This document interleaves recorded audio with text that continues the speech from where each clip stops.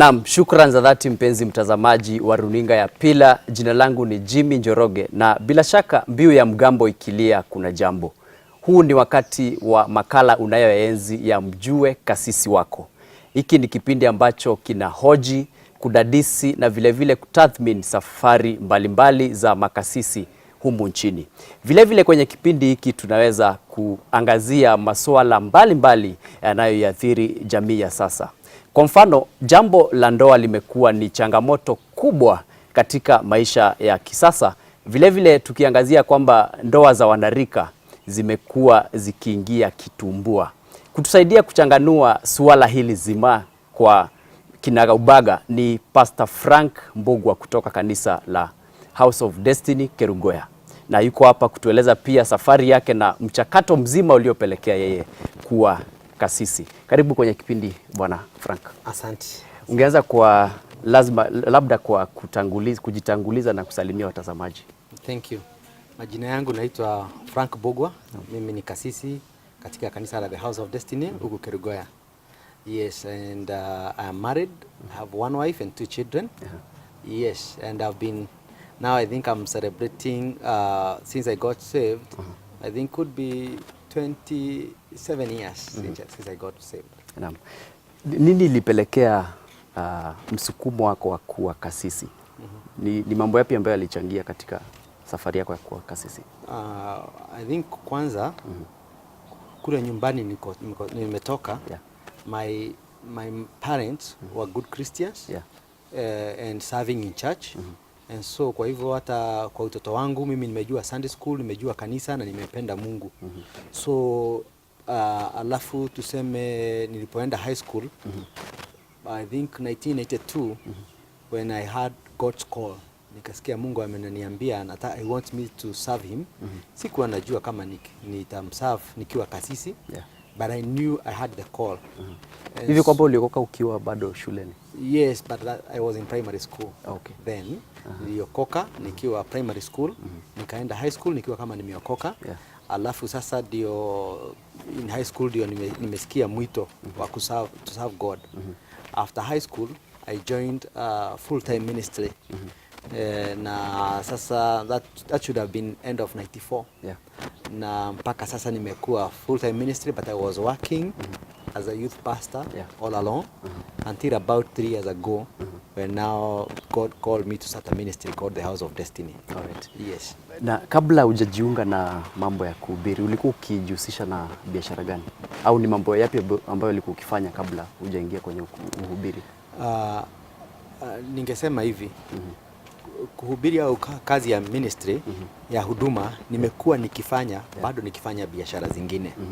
Kama I had a music studio that I was doing, but I was just recording Christian songs, gospel songs. But even when I was doing that, it was part of what I was doing when I was doing ministry. So I think I know more about ministry than any other business. Yes. Wacha tuangazie swala la ndoa, manake imekuwa ni changamoto kubwa sana kwa wanarika. Nini unaweza kuwahimiza wanarika katika mambo ya ndoa? Na ni mambo yapi ambayo mtu anafaa kufuata kama unatafuta mchumba? Kwanza ningesema habari ya marriage itself imekuwa so diluted by what is in the media, by the social media, by the TV stations, the programs that are there. The sanctity of marriage is so much taken for granted. The issue of the reasons for marriage are so much taken for granted. Marriage is just like, I just want to be happy. And I think that has been one of the challenges. When the young people are entering into marriages, what I have seen is when they enter marriage, not really knowing what it means. The vows that are made, they don't really have the weight of that. So once they get into marriage, if they are not happy, they just cut it off, which is wrong and bad. I think the intentions entering into marriage has always been wrong. And so it has been our work as church to show the young people the sanctity of marriage and why they need to take marriage seriously. But also I would also want probably to add and say the way people enter into marriage has been an issue. Yeah. You find some young people, they meet within 2 months or 3 months, they are organizing a wedding, they even don't know one another. No. And so they marry strangers along the way. Yeah. And that has always been a problem. Okay. Now kule kanisani kwenye kanisa ya House of Destiny kuna ule muungano wa vijana ambapo huwa anakutana kila siku ya Alhamisi. Ni mambo yapi huwa yanaendelea katika muungano ule, katika ule mkutano? Yes, I want to say we meet every Thursday. It's called the Youth Connect. We call it the Youth Connect. One of the intention is the intention number one is to make the youths connect with one another. Yes. But we major on training them about relationships. And like I was saying, showing them the sanctity of marriage and how young people can have pure and holy relationships without the indulgence of sex and other things that actually pollute the relationships. Yes. So we really talk to them about having pure relationships as Christians, Yes. the way they can be able to relate well with all people, how to prepare and plan for their weddings, and we also support them when they have those kind of things. Yeah. Those are the main issues. Labda kwa kifupi tu utueleze jinsi ambavyo wewe uliweza kukutana na bibi yako na maisha yenu ya ndoa yamekuwa vipi? That's a long time. Kwa ule mtazamaji ambaye angetaka kujua pastor alipata vipi kupatana na bibi yake. Yes. Okay, kwanza tuliona 2004 is when we got married, Valentine Day. Yeah. But we met about 3 or so years before. Tulikutana tu kwa kanisa.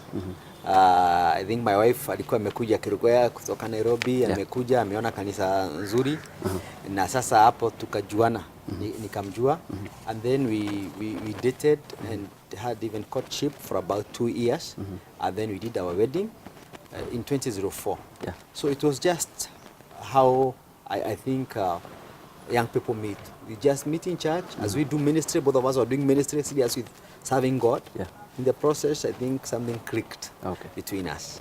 Yes. Na pale kanisani katika kanisa ya House of Destiny mmeweza kuvutia sana wanarika ambao wanakuja pale kwa in large numbers. Yes.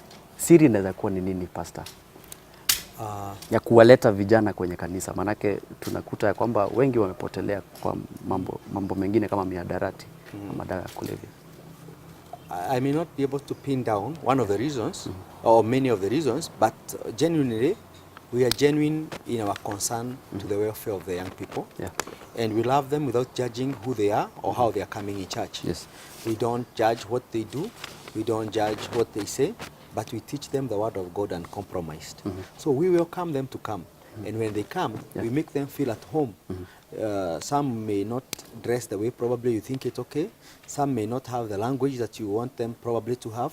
Some of them are totally unchurched. Yeah. But all of them, we tell them God loves them and we genuinely love them. We create programs for them that fit what they would want. We try to make our church to be just as good for any youth to come and not feel intimidated by religion. So we make the church to be so lively and youthful to them. So I tend to think they feel more at home and accepted.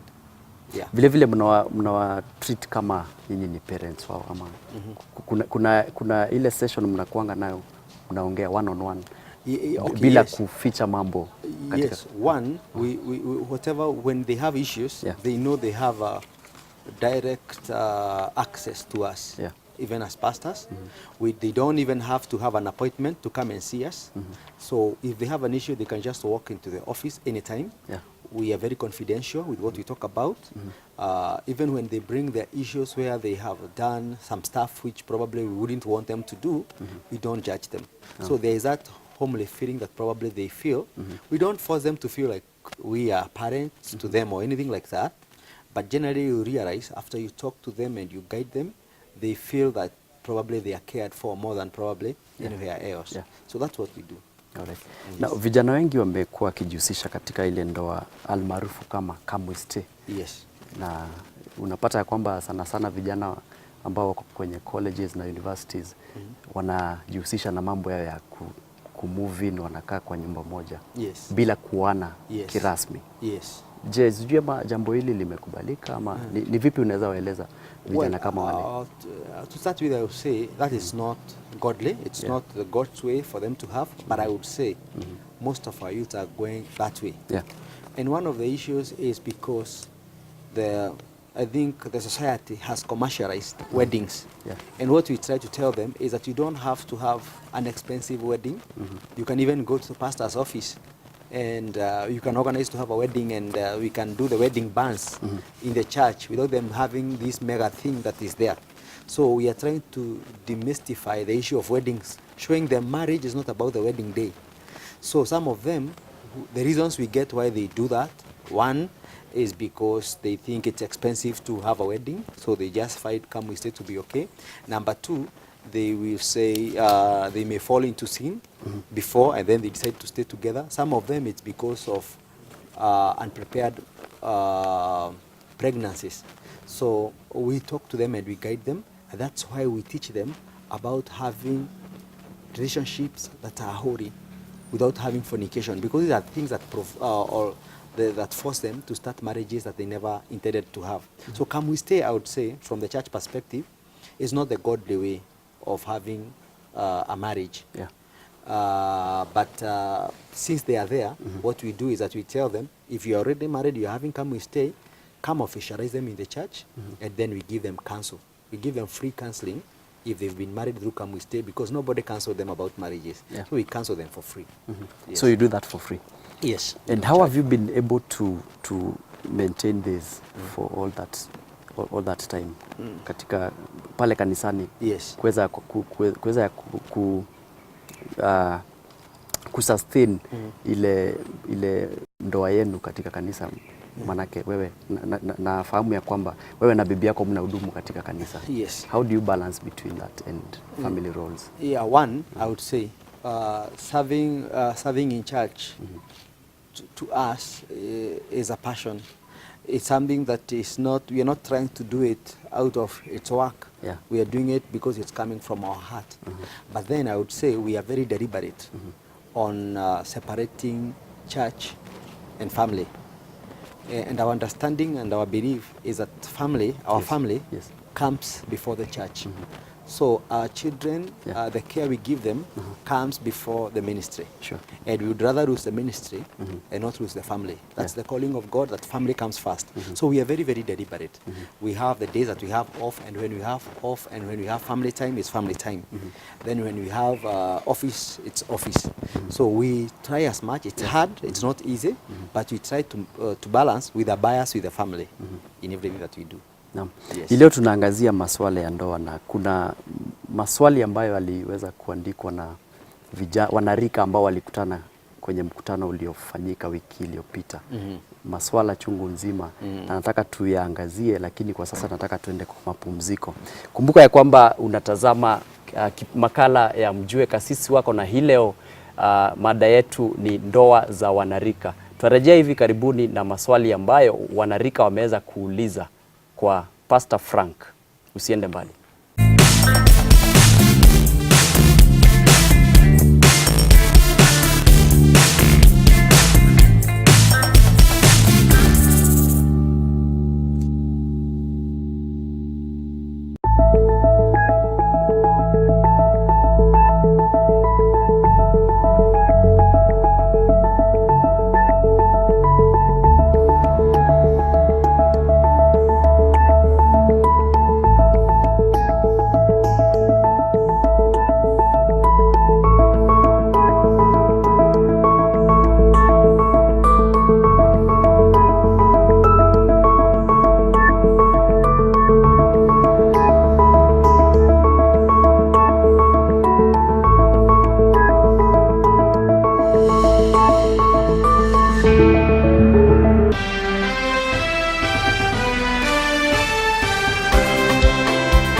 Pillar TV, shaping your destiny.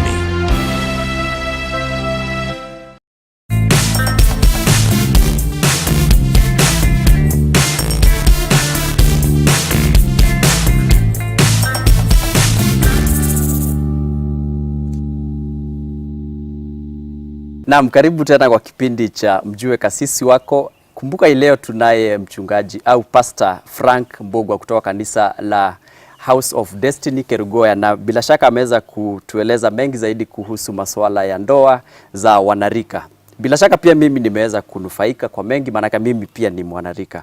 Na Pst Frank, kuna maswali chungu nzima hapa ambayo ningetaka tuyaangazie. Ni maswali ambayo yalitumwa kwako kutoka kwa vijana, na nitasoma moja kwa moja kwa lugha ya Kimombo. Swali ya kwanza: can one have sex to verify whether the person will be a good marriage partner? Okay, according to the Bible, No. And as a Christian, Yes. that is not the way to go. And that's not the way you verify even whether marriage will last or not. So it's not doctrinal, it's not okay. Yes. All right. Now the next question is, can a person fall in love with two people at the same time? Yes, but you have to choose one. Really? At the end of the day, you've got to choose one.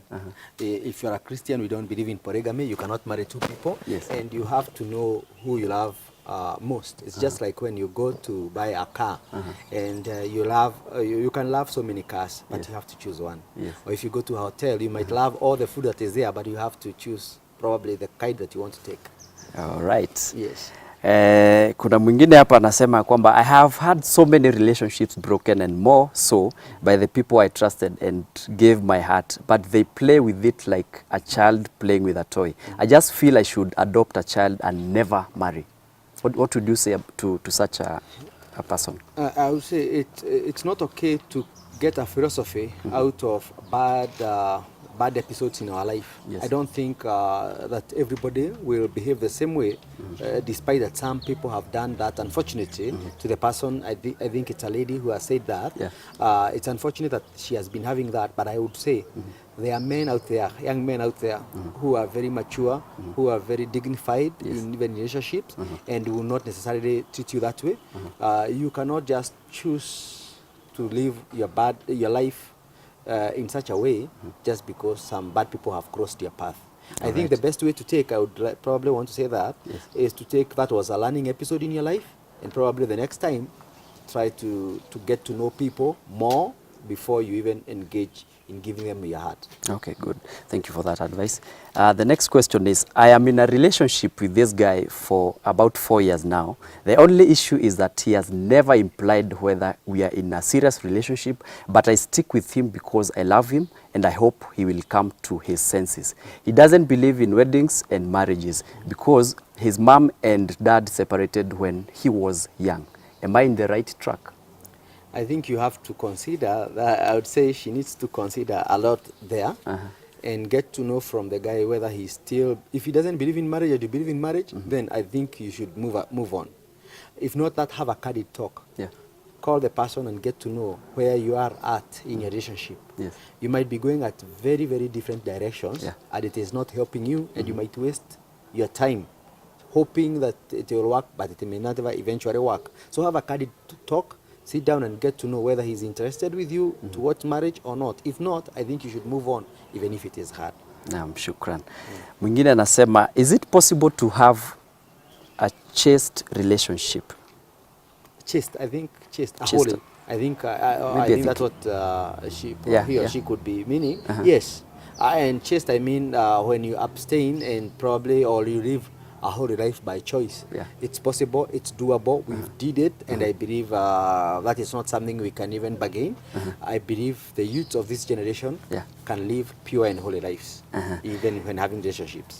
Yes. Naam, kuna ingine hapa ngumu zaidi ya kwamba anauliza, why has divorce become so rapid in today's marriage, and what are we supposed to do to prevent it? Yes, like I had said, one of the things is the fantasy that is created by the social media and the society. Yes. That that marriage, you don't do anything. In marriage, it will just work by itself. I would want to probably put it to all the young people to know that even when you go to marriage is hard work, and you don't just go believing that everything is going to be okay. Actually, if I would say it, I would say that what has been portrayed as marriage is just sex. that Yeah. marriage is equal to sex. But it is not. Sex is just a bit of it. There is a lot of hard work that will be involved, trying to combine your emotions, knowing that both of you have grown in different setups, Yes. having certain values that Yeah. probably the other one doesn't believe in. And so when you come to marriage, trying to bring this to become one is hard work.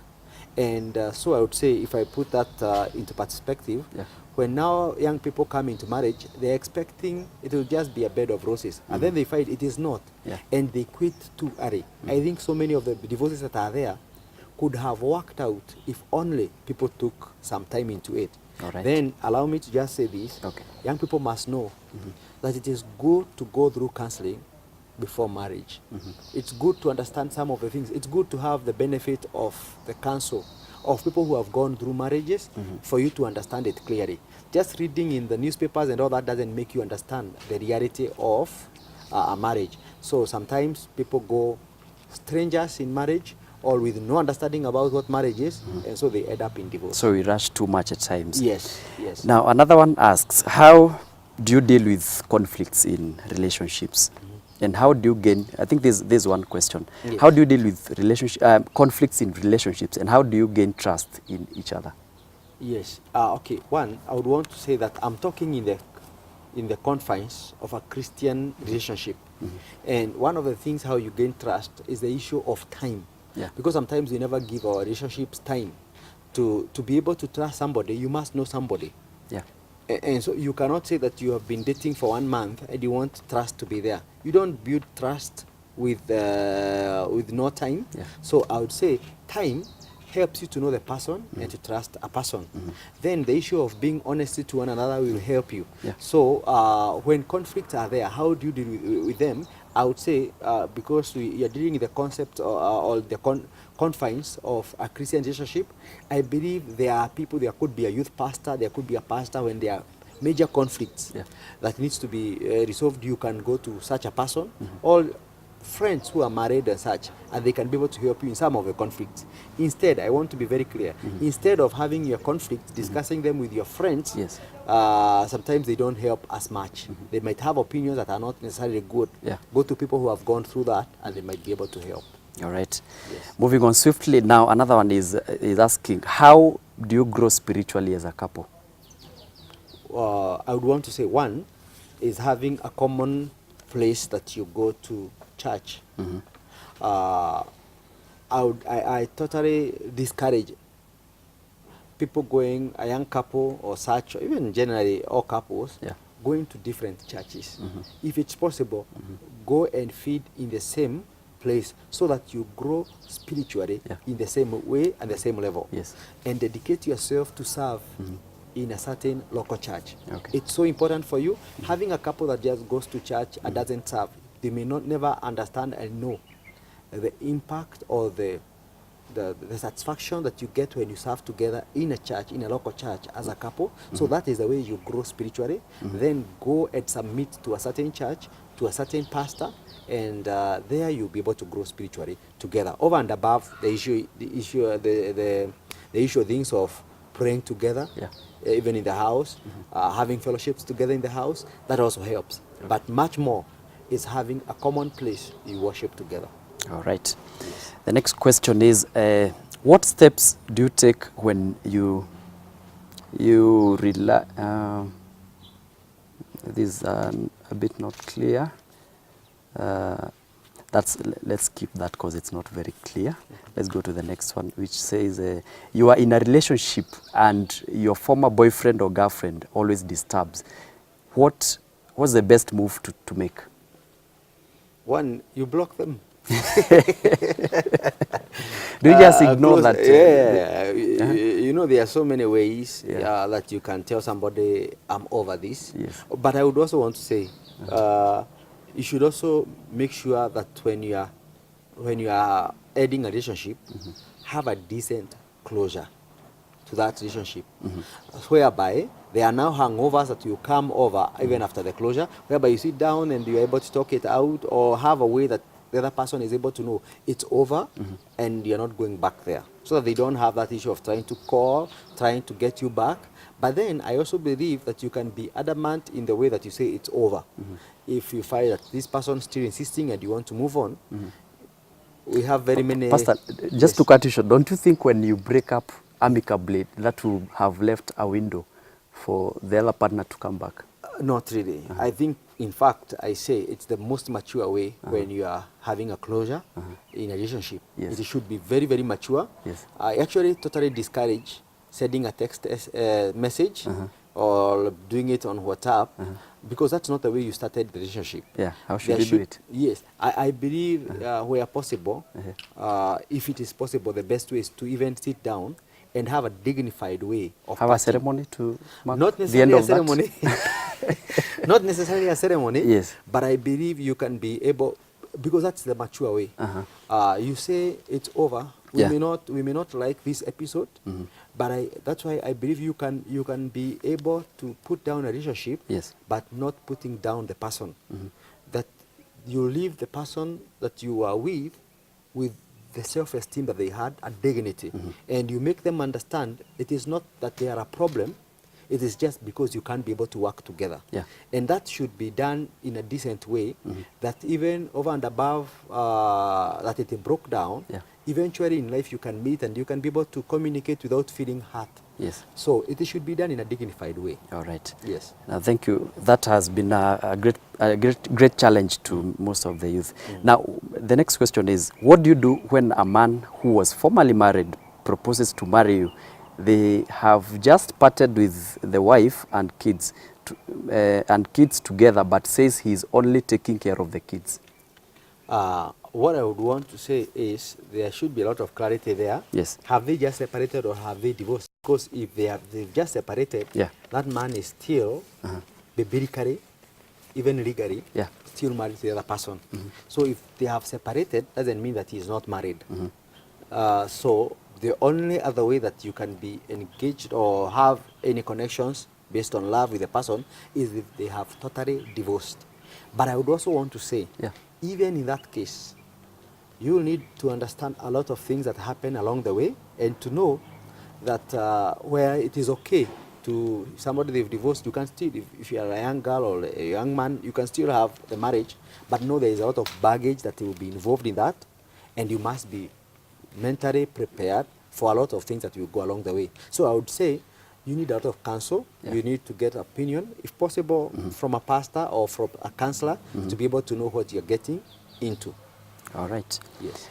Another one asks, when is the right time to let go? When all you do is love that person who you broke up with. It's a near plus, but you still love her.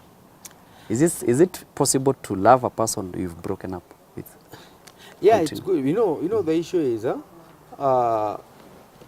sometimes if we can put it in an interesting way, probably to say that love is like a wound. Even if you are sorry that it happened, the wound doesn't just heal immediately. So you might still have the wound.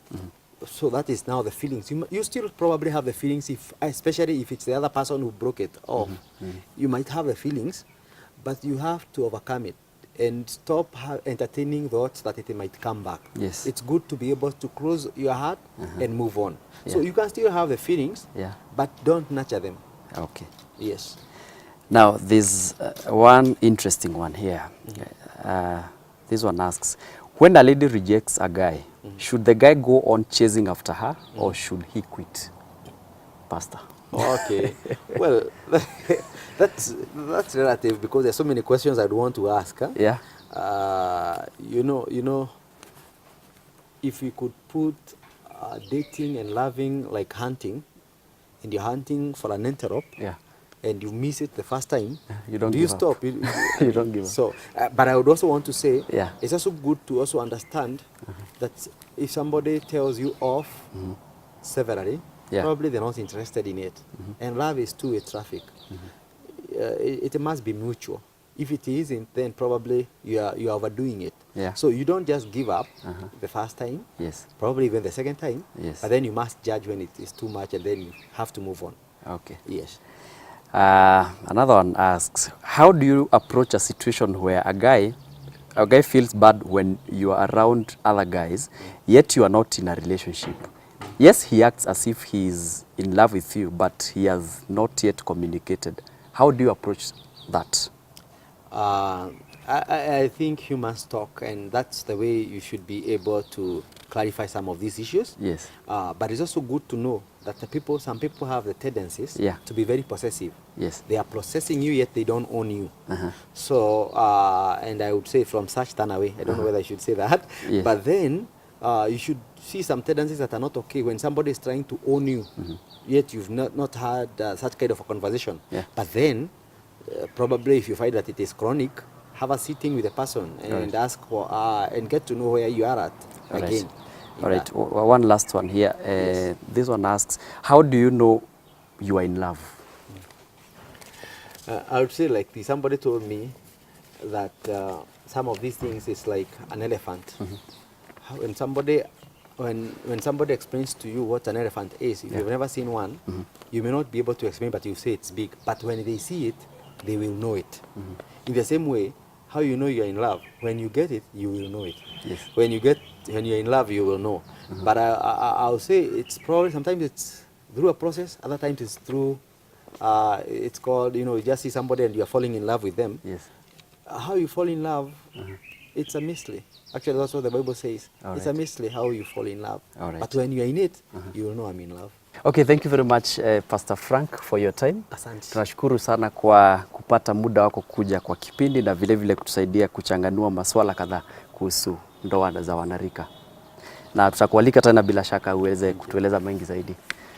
Shukran za dhati mpenzi mtazamaji wa runinga ya Pillar TV na wa kipindi unachokienzi cha Mjue Kasisi Wako. Tumekuwa naye Pst Frank Mbugua kutoka kanisa la House of Destiny Kerugoya, na bila shaka ameweza kutueleza mengi zaidi kuhusu changamoto zinazoikumba ndoa za wanarika.